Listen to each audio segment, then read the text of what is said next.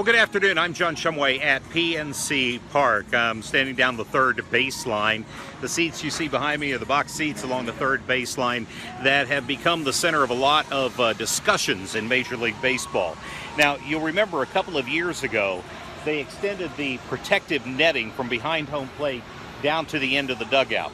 Well, with the recent incidents that have happened with line drives going into the stands and going into seats very much like these along the third baseline or the first baseline.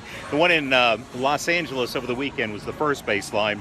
The one in Houston where the little girl was hit, that was down here on the third baseline. And in fact, we now know the extent of her injuries. That has become public. We'll talk about that in our report coming up.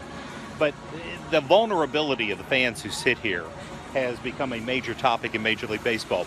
The Chicago White Sox and the Washington Nationals have already announced their plans to extend the netting from the third base and first base dugouts all the way down to the foul poles. Well, today we find out that after that incident in Houston, the Pittsburgh Pirates started making their plans as well. The Pirates were one of the first in Major League Baseball to extend to the end of the dugout.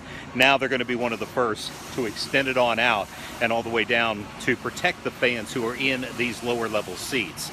It is not an easy thing to do in PNC Park. PNC Park is a unique ballpark in its design. And as a result, it's not a straight line going from the dugout all the way down to the foul pole on either side. So they've got to be able to design a net that's going to protect the fans while at the same time not obstructing views, and also configures to the design of the ballpark, which just, where do you hang the daggone thing? I mean, there are so many logistical questions that they have to go through, but they are in the planning stages to bring the nets to PNC Park. Coming up, we are going to talk at 6 o'clock tonight about what the plan is and just how soon it might occur, and what they're going to do here at PNC Park with the nets to protect the fans. I'll see you tonight on KDKA-TV News at 6.